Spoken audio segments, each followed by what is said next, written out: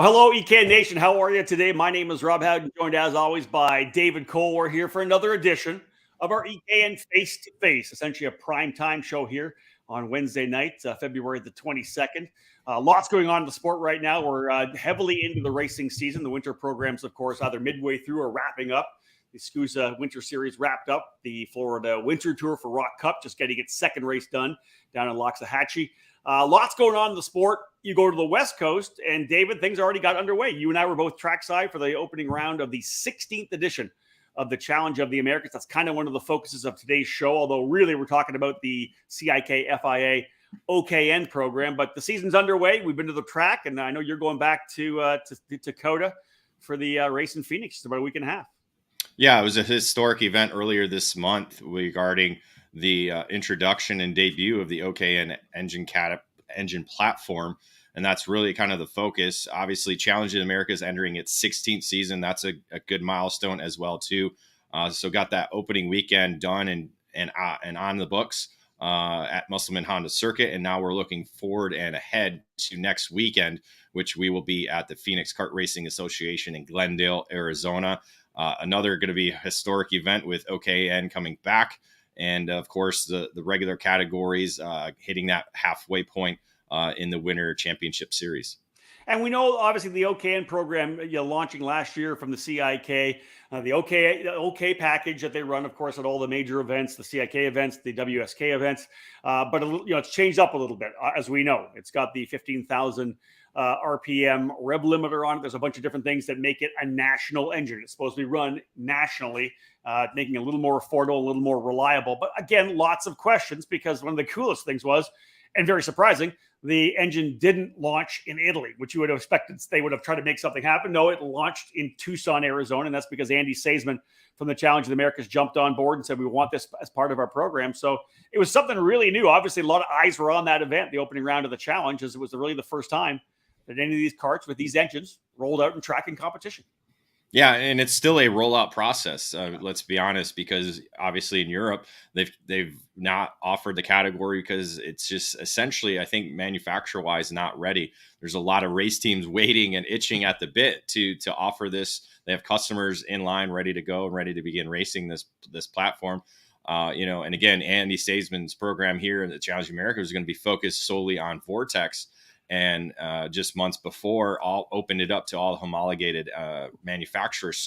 So in a way, that was due to the availability of engines, and TM and Modena were the only two engines that were actually present in Tucson, Arizona. So we're hoping to see more manufacturers in Phoenix and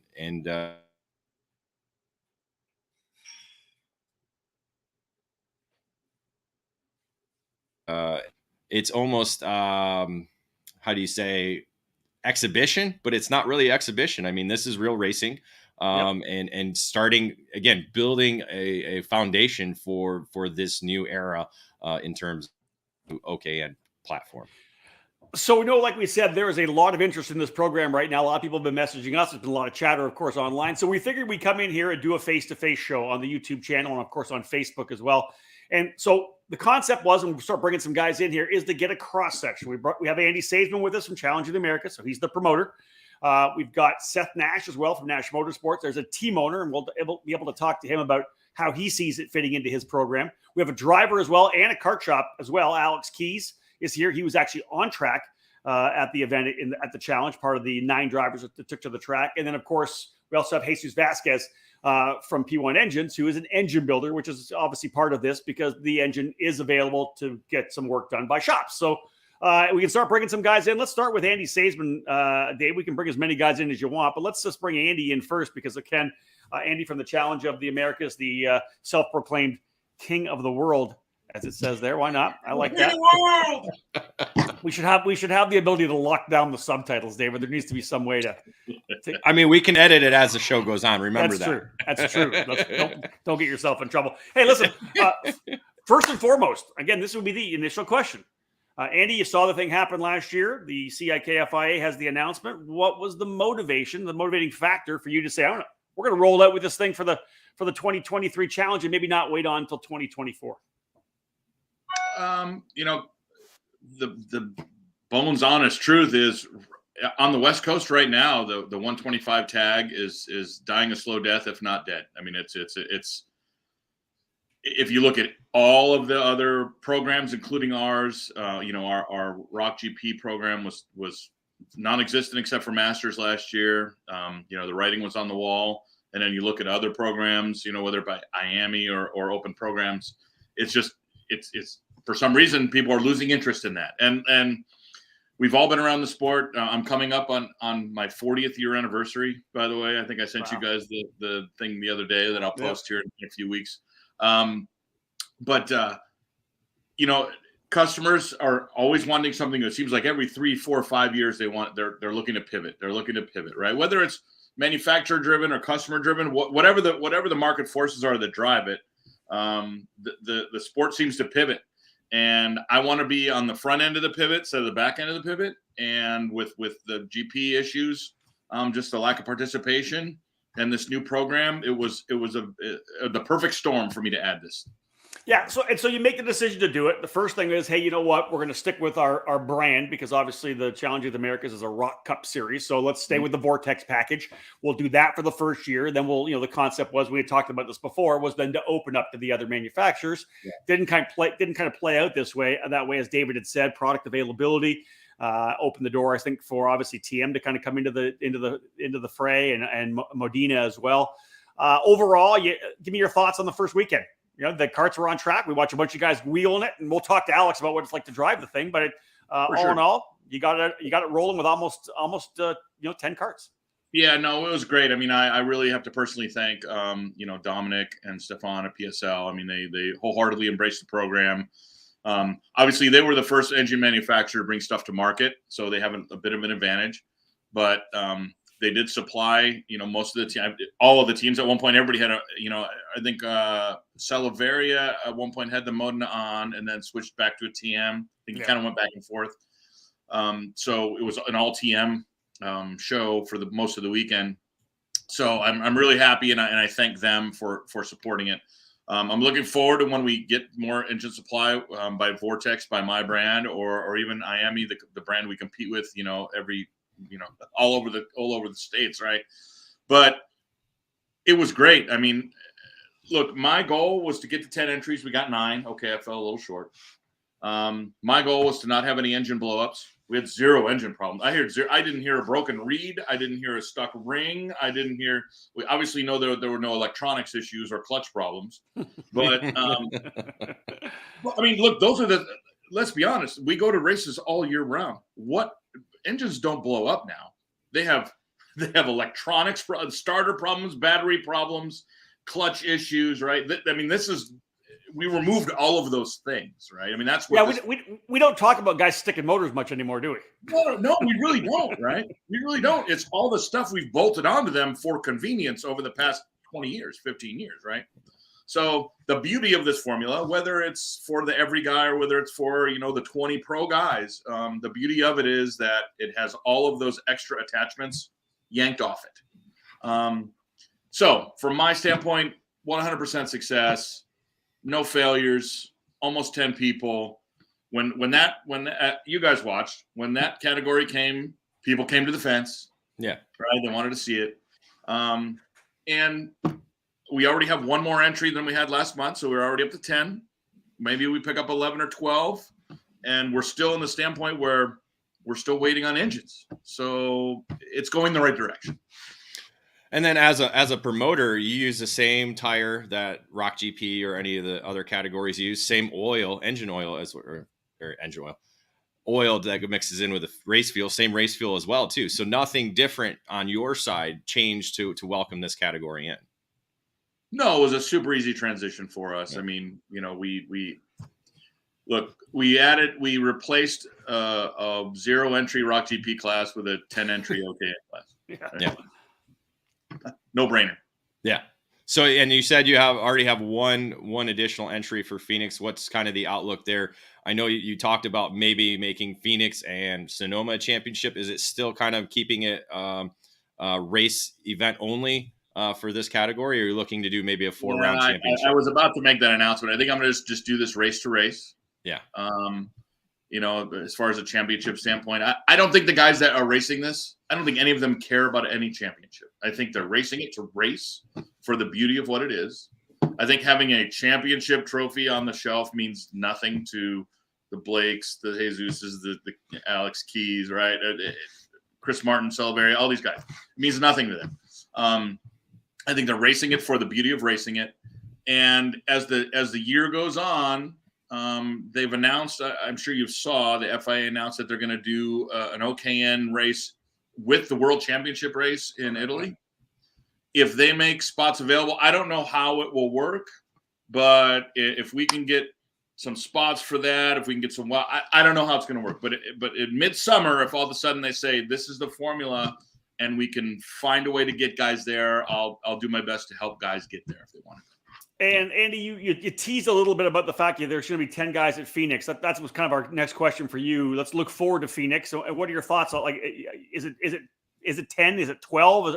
Are you getting more interest from people potentially coming in for that race? Even though distribution, there aren't any more engines coming in from the other manufacturers yet. We'll have called it ask, but it is exactly 10 because it is all 9 that were there at Tucson plus 1. Seth added, and I'll screw up his name. Hold on, I can look right now and tell you what the name is.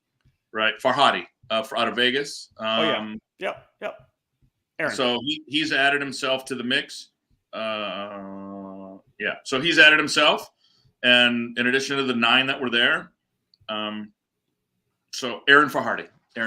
So that's 10, and then literally the entry closes in 6 hours, which is over the next 6 hours I'll get 25 entries or 30 entries because everybody waits till the last minute to do it now. All right, and then we'll get our 10 or 15 walk-ups at the track, and we'll be in our 120s. I think Phoenix is going to be a tick higher than we were at Tucson, just based on Seth's added some guys, Greg Welch has added some guys, right? So Ryan Roots added some guys. So you have 3 of our biggest teams that added 2 or 3.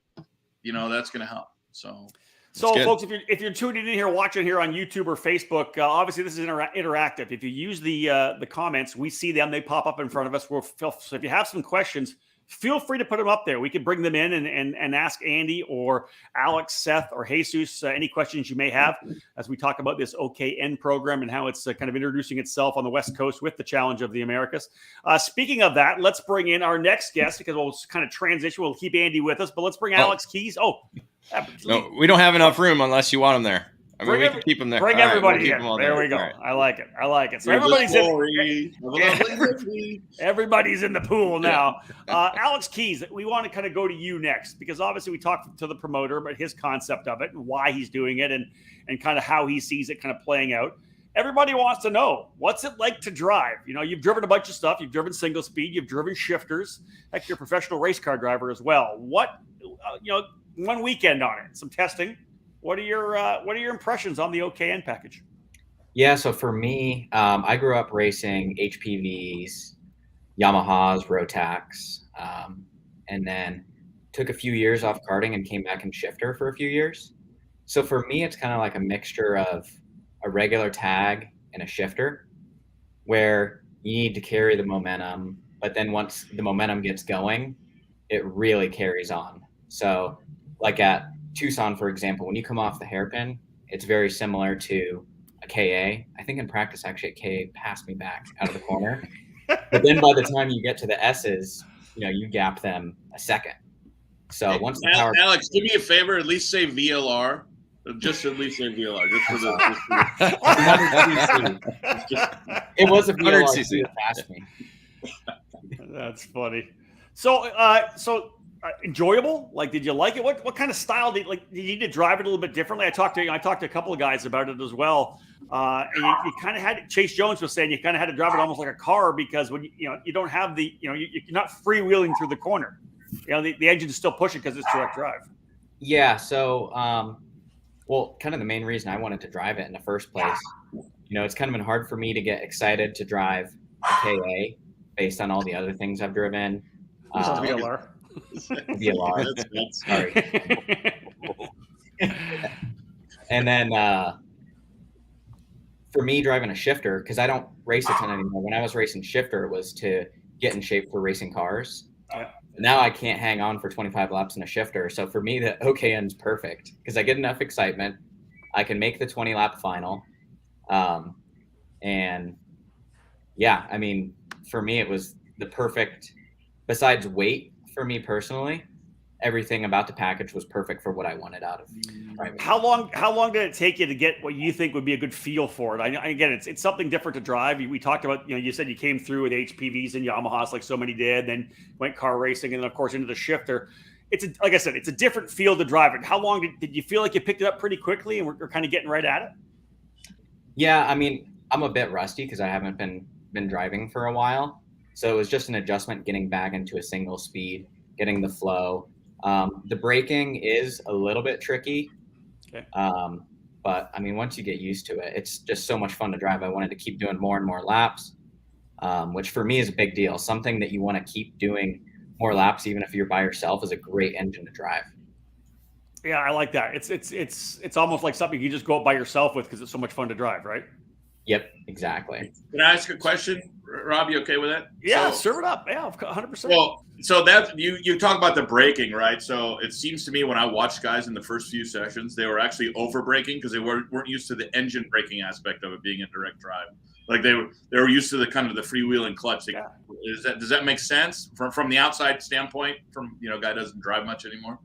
Yeah, the biggest thing I struggled with was getting to the gas early enough. And I don't know if that has something to do with the direct drive, but it almost had a delay on the throttle for me. So I had to kind of back up the corner because I was overdriving like crazy the first few days. And then honestly, by the end of the weekend, I think I was probably underdriving a little bit. You should have had Jesus do your engine. He probably would have gotten rid of that. Here's a question right here. This comes from Jim Kidd. It says, "What makes the braking tricky?" Just to kind of throw that out there. Well, when you have a clutch, it kind of deadens the feel of when you lock up the brakes. And with this, if you're not perfectly straight, it wants to straighten the kart out immediately if you get on them hard. So you just got to make sure that you're straight when you get on them because it's easier to lock up. But once you get the hang of it, it's actually, for me, I think it's easier to brake at the limit because you can feel what's going on. You just got to make sure that you're straight. Here's another really good question here, David. Let me grab this here first. Okay. It's from Carl Fries, and this is Andy. I'm going to throw this at you because I know you walked around and looked at this. Carl said, "Please don't blow up the weights for the class." Obviously, I know that you went. One of the things you did on Friday was to get a weight on every driver and how much ballast they had on. Again, that's something I think we talked a bit about. We had that in our Paddock Insider, but maybe a good opportunity for you now to kind of chat about that a little bit. Well, for sure. Well, I mean, the international weight is 341, which is, I think, 155 kilos. I would take that 1 pound. I know. You take 10, Keys. You take 10. And if you weren't in a hotel in Park City right now because you were snowboarding instead of or at a treadmill, maybe it'd be be different. But yeah, I wanted to be close, right? So we just made the weight 340. It was either 340 or 345. Quite honestly, I wasn't going to make a gigantic change because this is an international formula, and I don't want to sound snobbish, but this is not a formula for everybody. This is not for a 190-pound driver. It's just not. So we heard rumblings about other programs that are thinking of it. They're thinking of running 350 and 360, and it just I don't want to bastardize this program, right? I just don't. So we took we dropped our scales down, which I know are proper. They've been calibrated. Calibrated. Thank you, Dave. See, you had another drink. Calibrated twice, right? I've had them calibrated by an official company, and I had them calibrated by Eric Thompson, who's weighed 174 pounds for the last 30 years, right? So with those two things, I know that they're right. So I'm surprised it didn't get a little bit of a chuckle because that's actually how I calibrate the scales. So when we put everybody on, we took their overall weight, the driver weight with the helmet, and how much weight that we assumed was on the kart just by taking a quick glance. And if you were 170 pounds, sorry, Keys, if you were 170 pounds with your helmet on, you could make weight, right? We had Alex, who was about 10 over. We had Chase Jones, who was about 6 or 7 over. We had somebody who had zero weight on, right at 171 pounds, who was 343. And then we had 4 drivers with 40 pounds on them, right? Right. The 2 guys on the bottom there, they're 2 sons, right? But the point is, if you have 2 guys that are 40 pounds, actually we had 4 guys that almost had 40 pounds on. If you have that much weight on the car, I'm not going to tell those guys they need to add another 10. I mean, I'm sorry, Alex. I kid you because I fought weight my whole life and still do. But this is not a class for big guys. And I know you, with some work, could get to 170. Could lose 10 pounds. I've already lost 5. Yeah. And I saw your dad lost 60, by the way. Your 60-something-year-old dad lost 60 pounds, by the way. So to wrap that up, I know I'm long-winded, but that weight is pretty well thought out for somebody who would consider themselves a higher level driver, for sure. My question to Alex, because this was something I didn't even kind of review when we were there trackside. How does the starting procedure of the engine work? Because the button, not all of us are used to this button that are on the engines. How does the button actually work? Yeah, so you push it down and it opens the compression, so you can push it easier, spin it easier, and depending on how you do it, it's easier if you got the driver helping and the mechanic helping, but you jump in with the button down, and then once you're going fast enough, you pull it up and give it throttle at the same time. And then what about when you come into scale? Is that you push it back down then? Is that how it works there? I just push it down right before I come to a stop.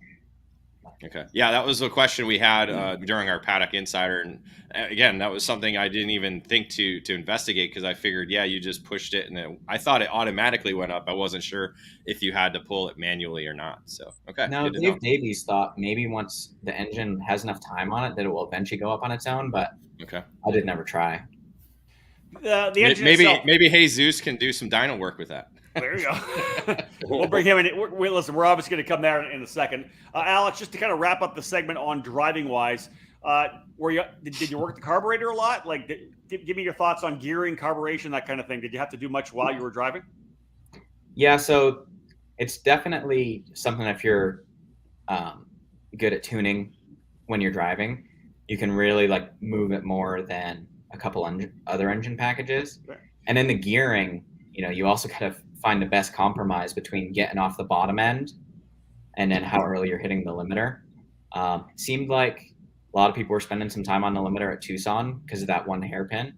Yeah. So that's, similar to a Rock GP for the gearing, spend some time on the limiter, but it's give and take.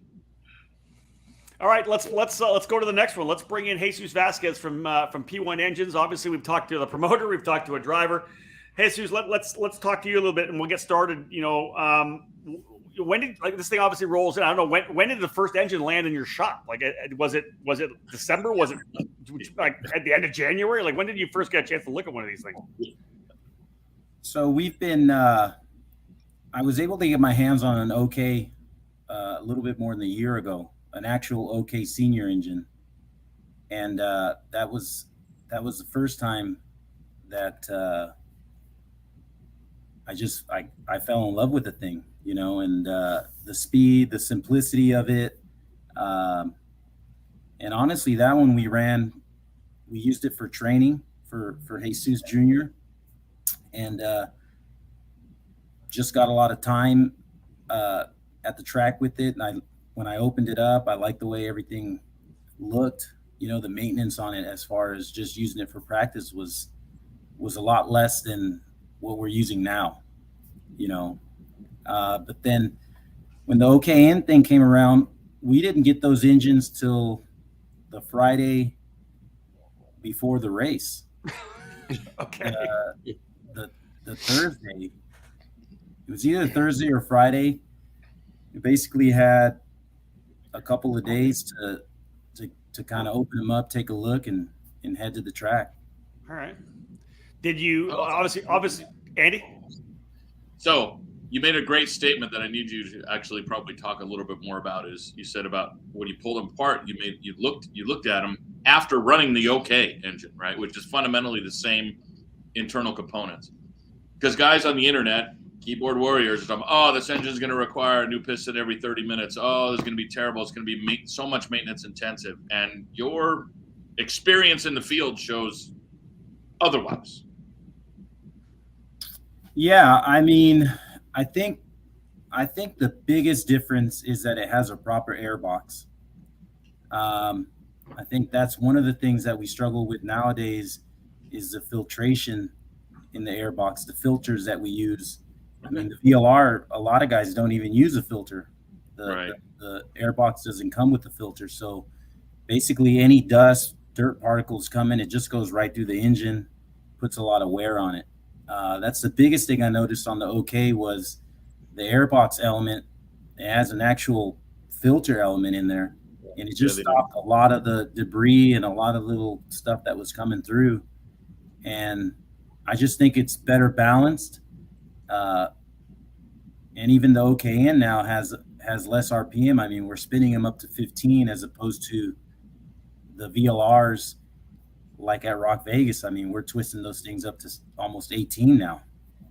Wow. And so anytime you add 1,000 RPMs to an E-engine, it's just more maintenance. Mm-hmm. I mean, we're not turning the VLRs like that all the time, but generally between 16 and 17,000 RPMs is where the range is. It's probably pretty early. Obviously, you've had the one weekend on it yet. How long do you think till you'll be able to get a feel for, what is the maintenance schedule going to be like? When are we going to have to put pistons in? Do you have any thought of that as of yet? No, I mean, it's tough. Early. I mean, It's early. Generally now with the guys racing national events, I mean, we're refreshing them pretty often already.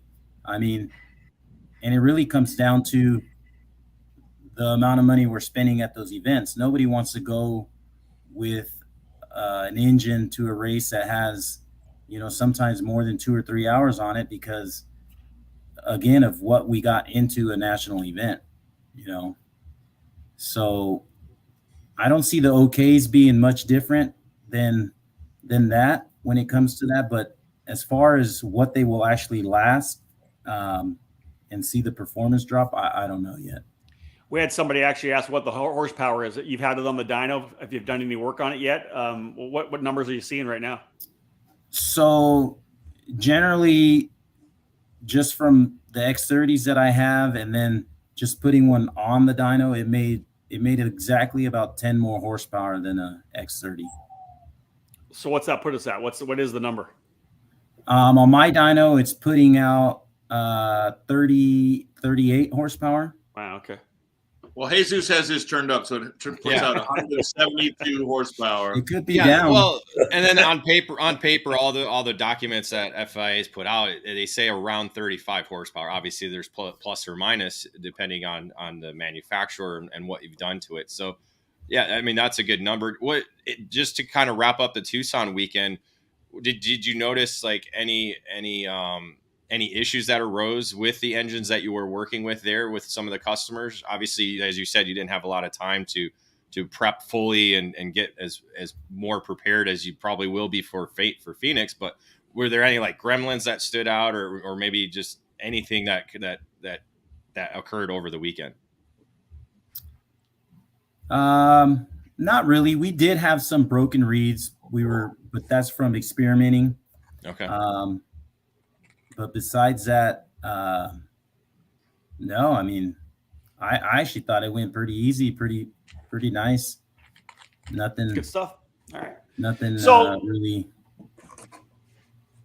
Okay, so we've talked to the promoter, we've talked to a driver, we've talked to the engine builder. We can come back and circle back around, more questions, whatever it may be. Let's go to Seth now. He's been kind of waiting patiently, but Seth, obviously, as a team owner, running both East and West Coast programs this year, which is awesome to see you guys doing that with drivers on both sides of the country.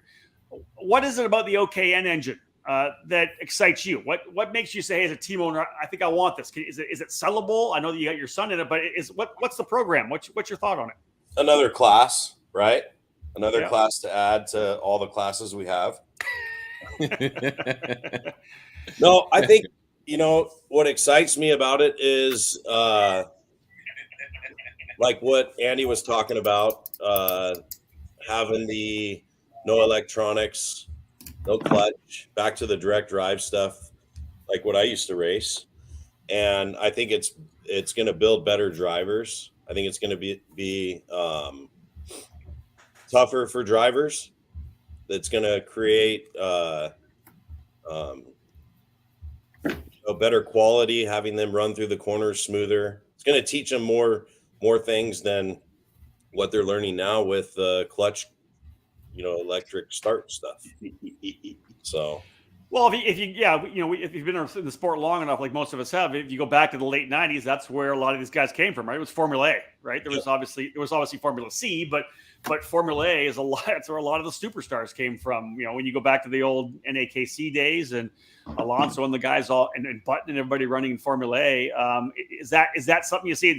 Is this going to be the potential pro class for American karting? I could see that coming. I mean, I put my son in it, and it was really, really good for him. He learned a lot, and he's lucky enough to go racing weekend after weekend. And, from him running this Tucson event in the direct drive category to go right to the clutch racing the weekend after in Homestead, and then to the Rock GP the weekend after that. I think he excelled more because of, and you'll see it in his results, he excelled more because of this direct drive class that he ran in Tucson.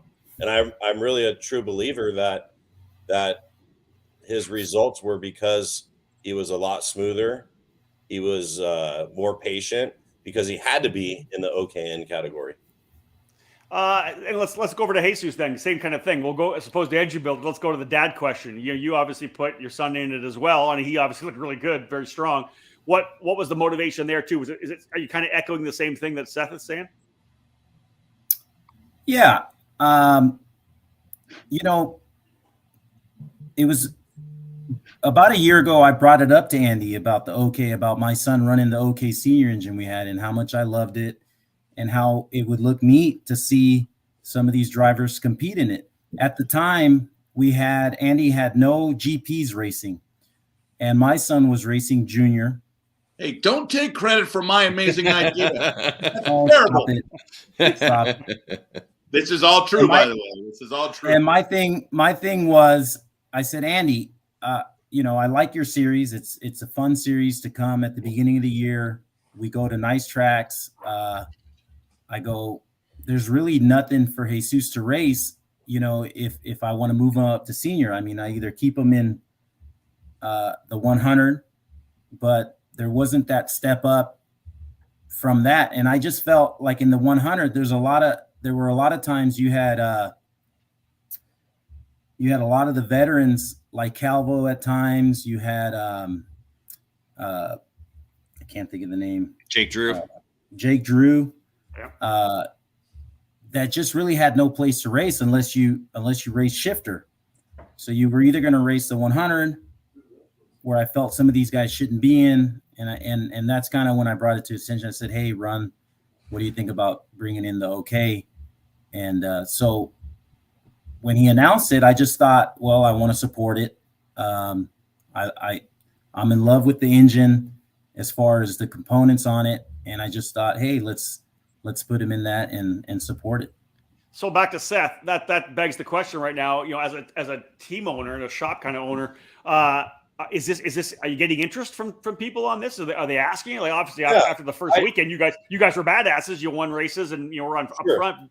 Was there lots of interest? A lot of interest in it. Obviously, we added another driver for this next weekend's race, whatever. My weekends get lost. But and I have another one that's interested as well. And then just heading to the East Coast after that, everybody on the East Coast asking questions. It stirred up. Like everybody's like, "What'd you guys think?" You know what I mean? What was it? What was it like? So I think it's going to gain some momentum for sure, and offering it like what Jesus said, like a pro class for some of these guys, I think is good because, in all honesty, like on the West Coast, like Andy said, the 125 stuff's dead. So all the pro drivers or whatever we want to call them out here, right? they have nowhere to go but VLR, which is fine. I think VLR racing's great, but now it's another category that we can offer to some of my clients that have excelled in the VLR 100cc stuff to be like, hey, now you need to go into this category. And this is going to be the up and coming category. And I think that's, it's exciting for some people.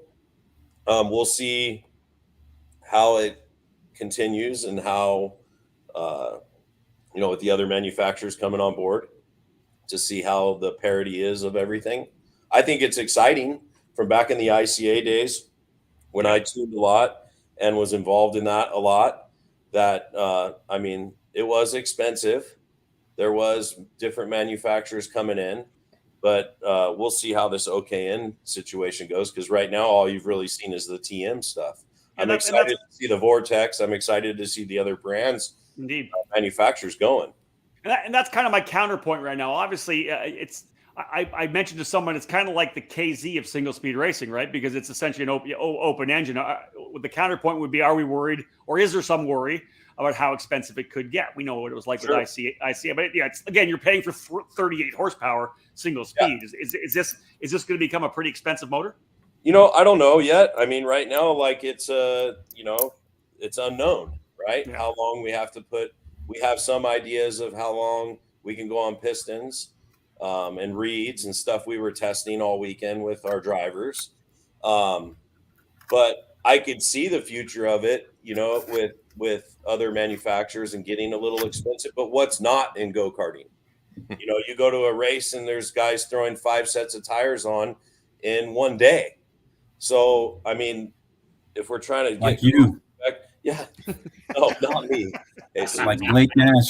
No. little other team strife there. Hey, who's running 2 categories? Okay.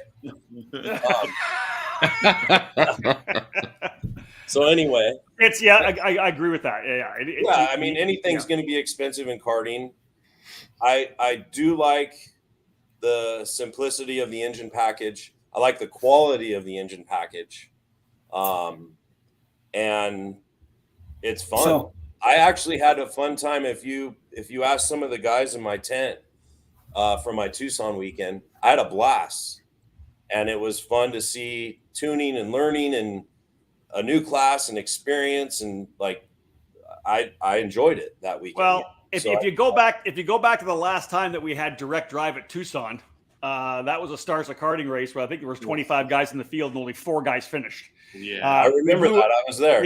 I'm sure you were. Blew a lot of engines up. So we needed the air boxes we had now. There you go. Jesus kind of gave that information, right? Jesus, like you've been around a long time. We're talking that's almost 20 years ago, right? 18 years ago, like 2005, 2006. So we're looking at 17, 18 years. The difference in the quality, Jesus, is that what you're seeing when you're pulling the thing out? Is this just a really nice piece, or? Well, the point I want to make, and I mean, obviously here in the shop, we get a lot of questions, and same thing, answering phone calls, answering questions. And some of the things I've said in the past, doing the engines for as long as I've been doing it and karting for as long as I've been doing it, I think when you look at karting, our engine program has stayed relatively cheap. Okay. So if you go back to 2010-ish, and even in that like late 2008, 2000 time area, what we were paying for, if you remember what we were paying for Yamahas and Comers race prep. I mean, Comers at the time were going for $2,500 for a $600 engine. Yeah. I mean, all said and done. I mean, a Yamaha, you got for $800. Then you needed a clutch, you needed a pipe, you needed, all these little accessories. And there were also $5,000 engines going around too. Yeah, but you really didn't know what you got. Exactly. Yeah. I always tell guys now, even for a mini rock, $2,000, you have a nice piece with the starter, with the pipe, an airbox, and you can almost go out with the stock mini rock and go compete and be decent. And the new carburetor. Right. So I've always wondered how come, and that hasn't been the same for the go-karts, the chassis side, or really anything else in karting. I mean, a chassis, if you go back to 2010, I don't remember what they cost, but they definitely weren't as expensive as they are now. They were 5. They were still 5 back then. Really? In 2010? Yeah, but in like 02, they were 2,500. That was the big jump. That was the big jump. They doubled in the first 10 years, and then I think they've almost artificially been kind of kept down. Like, what's a new OTK now, Seth? I don't sell chassis. I just sold one today, $5,200. Yeah, so I mean, they're not. I mean, they haven't gone up tremendous. But to your point, Jesus, I get it 100%. And to the expense, and I'm not hijacking. Just let me add a little bit to the expense of the category. I think Jesus said it best a segment ago when he said, "Look, when guys go to national races, they're putting a piston and reeds and whatever and set of main bearings or whatever in the engine anyway. No matter what engine it is, it could be a $2,000 mini rocket, it could be a $3,800 OKN. They're putting those parts in. Now they may have a practice engine that they stretch out a little bit longer, but after the initial purchase of the engine, I think the maintenance schedule on a lot of this stuff, as far as national racing goes, is exactly the same. Interesting. Okay. Especially when you're renting engines. I mean, like what's a percentage of the paddock that rents an engine at this point, right? 70%, 80%? The cost is the cost. Here's another question I want, this tech-wise, and it's from Corbett Jones. He says, why do we have to run the additional silencer? That was one of the interesting things that Dave and I talked about when we got to the racetrack. It's a pretty quiet engine. Quiet, surprisingly. Yeah. Seth, want to start with that, or Jesus, either of you guys, or even Andy? I think it's just mandated. I need to take it off. Yeah, I don't want to get. Hold on, Seth. You really want to find another place to add 5 pounds to your kid's go-kart? That's true. Yeah, true. It sounds better. I think, you know what? I think this was Keys that put this question up under an alias because he's 10 pounds overweight. But ultimately, Nick LeDuc made a great point to me that weekend. He says, people are complaining about the silencer. He says, we've run them both ways. It makes zero difference in the performance. I don't know if you found that, if you even tried it, Jesus or Seth or Alec. But he says, what? Did it make any difference in the performance? Did you try it or no? I have not tried it. We didn't try it. Okay. So they tested it at Sonoma and pulled it off, and he said it makes zero difference. But LeDuc made a very good point. He says the more that our tracks are getting encroached on by development, we're going to need quieter packages. So we might as well get used to it and leave the thing on.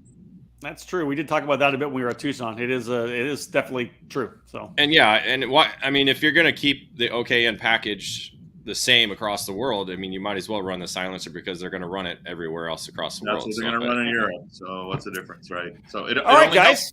No different than pushback bumpers here. Oh gosh. I know. We'll get into that. That'll be enough. So, folks, deep dive there. Dave, what else you got? Just one kind of last question. You guys kind of hit on a little bit. Would this be a category that you don't introduce to new people, or you do introduce to new people? Because I almost see it, and Seth kind of said it, it's almost like a ladder. Like, here, try 100cc, and if you get to a point to where you're not making improvements or you need something different, then you have this opportunity out there. That's what I see for my side of it. I'm not going to stick somebody right in this OKN and tell them, let's get after it, because it's not going to happen. I think it would be a good training tool for these people that are getting into the sport, that want to do it. This is their option to train in this until you're ready. There's got to be a stepping stone. The VLR 100, once you excel in that, then you can move up to this next category. Yep. And in the meantime, you can train in it. You know what I mean? To get better. Yep. And that's the problem with this sport right now, is everybody wants to buy their way into the OKN category or the X30 category when they're not ready. People aren't ready. I'd be honest with people, and you're going to be running VLR till you can podium in that, and then we move on to the next category. And it's the internal ladder. It's the internal ladder system. It's 100%. The internal ladder system in this sport is fucked.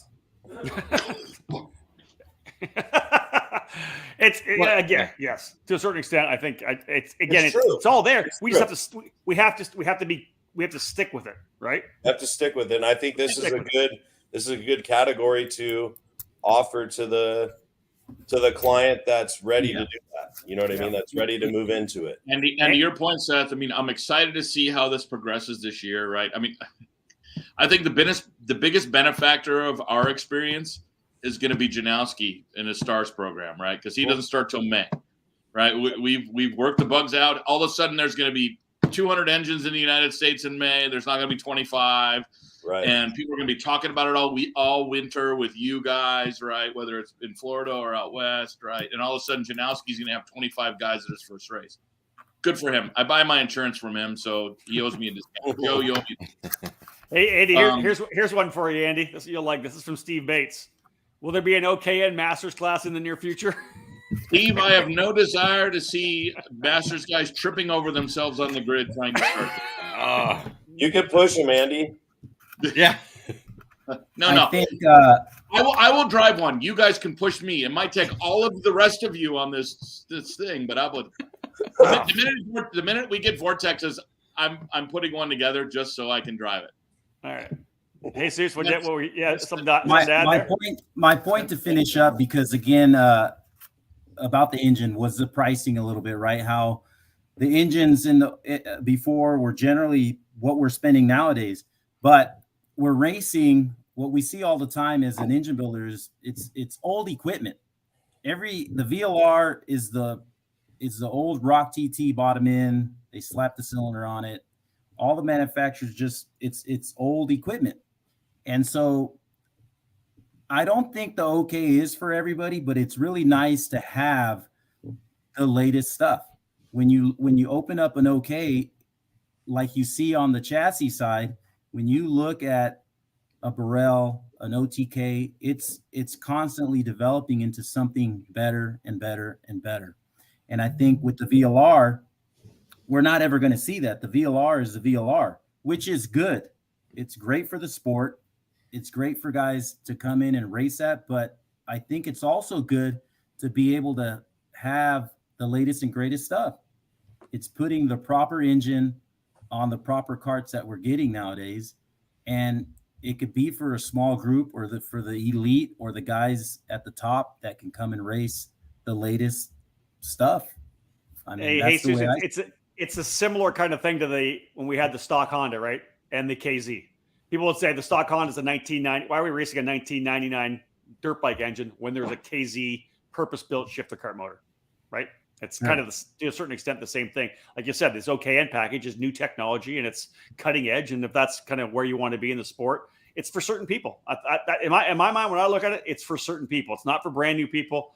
If you're a guy like Alex who wants to go track day it as well for training, it's going to be a great vehicle if you're a driver, but it's not for somebody new. That's for sure. The other concern is the rulings, right? The rules are open.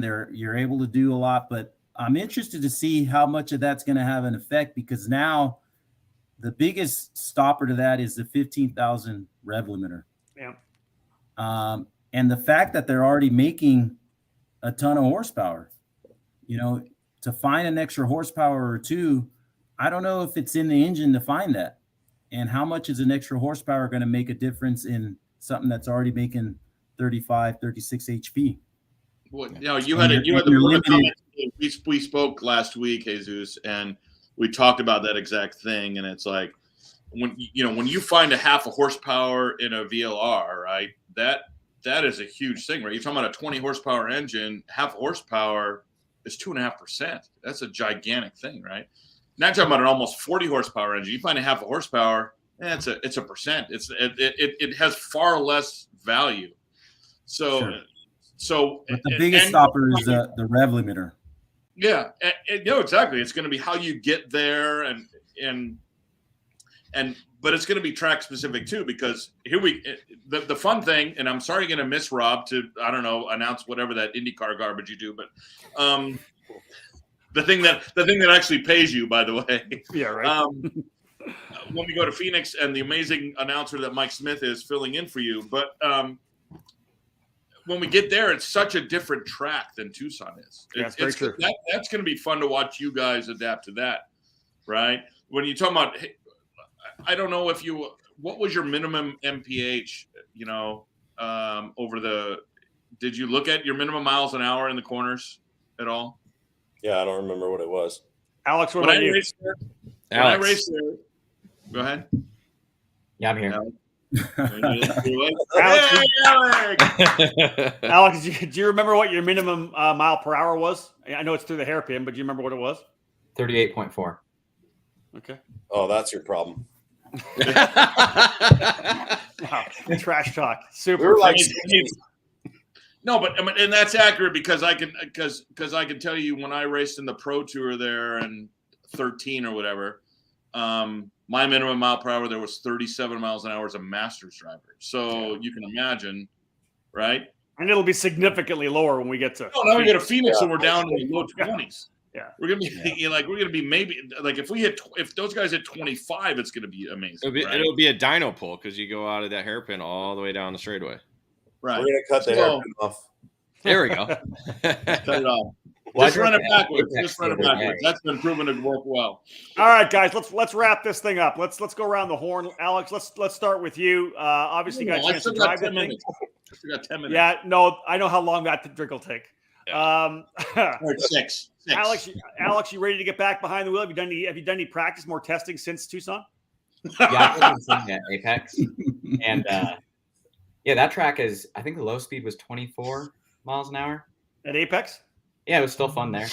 Good, you just sit on the limiter a little bit, but yeah, it was good to get some testing. And then I don't think I'll drive again before Phoenix. We're just gonna get there early and start driving. Well, you're in Utah, aren't you? Or you're in a hotel in Utah?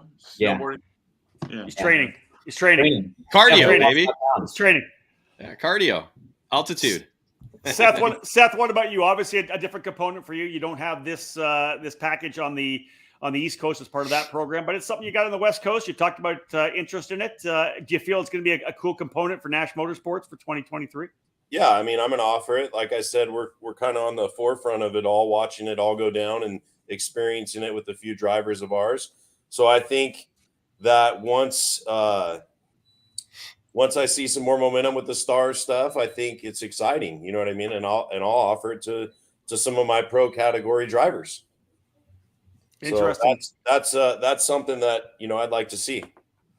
Jesus, let's talk development. You kind of touched on it a little bit. You weren't sure what you could do. Are you spending time in the thing?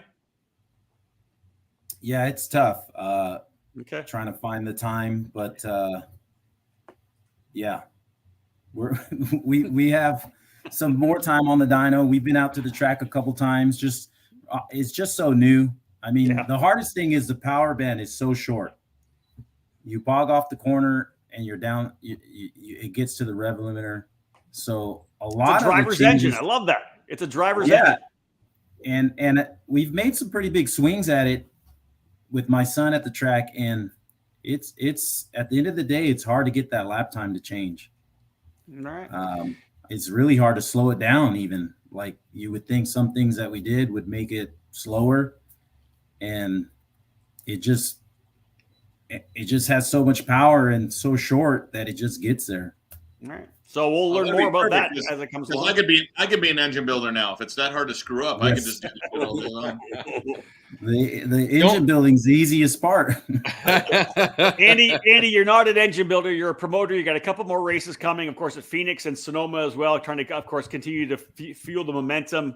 Get some more guys over at Nash Motorsportz to put more guys in the program. What's your outlook? More guys potentially for Sonoma, and what about the summer event? We haven't talked much about the summer event. The California Rock Challenge. You're actually not bad at controlling the dialogue, because I was going to bring that up.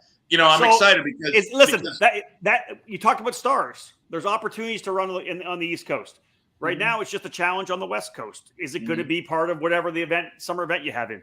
For sure. It will be part of Pat's Acres, because I've already talked to Michael Valiante and he's excited about it. I mean, obviously they're a big TM supporter. So there's look, we all support what we know and what we bring to the table. I mean, that's part of this industry. But Michael and I have been talking, and he says, the OKN thing has him a little excited too. So if he brings a few guys to Pat's, and it's a pretty decent hole in the schedule, looking at, and I'm not talking garbage or anybody, but the only really thing going on for the guys in the lower right of my screen is is LAKC, and I'm not sure with what's going on with the big track. There's not going to be an LAKC for a while, so there's gonna be a nice hole in your schedule if you want to pull 10 guys up to Pat's Acres and come up there. And we have some OKN. We've had some good VLR classes. We've had some good shifter classes. Mini's been good up there. I mean, It's been a good event for us. I know a lot of you guys haven't been up there in a while, if at all.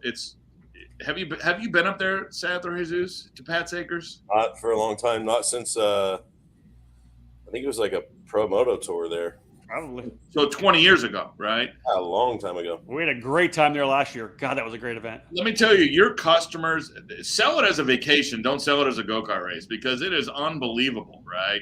Yeah. I mean, just the trees and the camp in there if you want to camp and everything else. But we've had decent entries up there every year, and I think it's going to be another great event. Like I said, the fact that Italian Motors is excited about it with the addition of the OKN allows them to come, which they haven't been there, right? So if they can roll their trailer with entries like Seth usually brings, I mean, all of a sudden it's another big team there ready to go battle. Raleigh's going to be there. Raleigh brought 15 or 18 last year. Yeah. He's tough to beat there, but he's not impossible, right? You just go put the work in and do your job. So I don't know. I'm excited. It's going to be fun. It's like I said, it's my big summer event that I like to go. It's only 7 hours from here instead of the 18 it was to get to Tucson. So I'm excited. All right, folks. Well, that wraps things up. We wanted to kind of take a deep dive into the OKN program. The launch, of course, happening at the Challenge of the Americas back in early February. Again, as David and Andy have already talked about, first weekend of March, 3rd, 4th, and 5th, they'll be at Phoenix for that event as well. We're going to have 10 drivers in OKN. And again, we talked as well about the fact that it's going to be at the Stars Championship this year with Joe Janowski's program. So East Coast drivers will have an opportunity to jump into this package as well. Guys, thank you so much. Alex, Seth, Jesus, Andy, I appreciate you joining us here. Obviously, it's an interesting thing. It's something new to the sport. We wanted to kind of dive into it after the first event was done, and I appreciate you taking the time out of your day. Yeah, thank you very much. And David. Yeah. And David, as always. Yeah. All right, folks. Well, David Cole, pretty solid show, man. A lot of great insight from all the different areas, right? Promoter, driver, engine builder, team owner, fathers as well. So for me, pretty happy with the way that went, and a lot of good questions as well. It's an intriguing program that we're going to see here in 2023.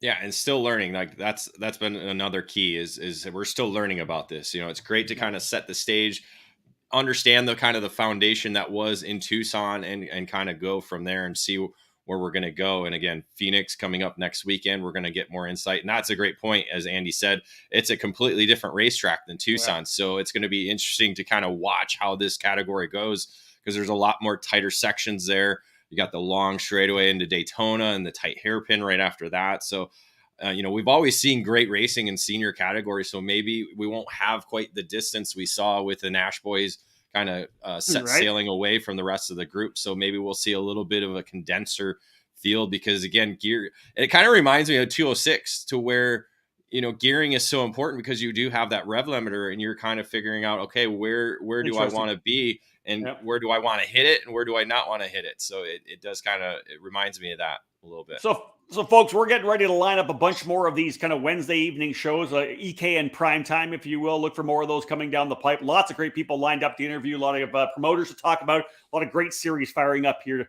of course, once we get into the summer season as well. But again, big thank you to all our guys that joined us today for this chat about the OKN package. A lot, very interesting, as we said. Lots more to come here, folks, on the EKN YouTube channel. Make sure to subscribe if you haven't already. That would we appreciate that quite a bit. We got a lot more content coming, folks. And it was a good one for sure. Thank you so much for tuning in. On behalf of David Cole, my name's Rob Howden. Bye for now.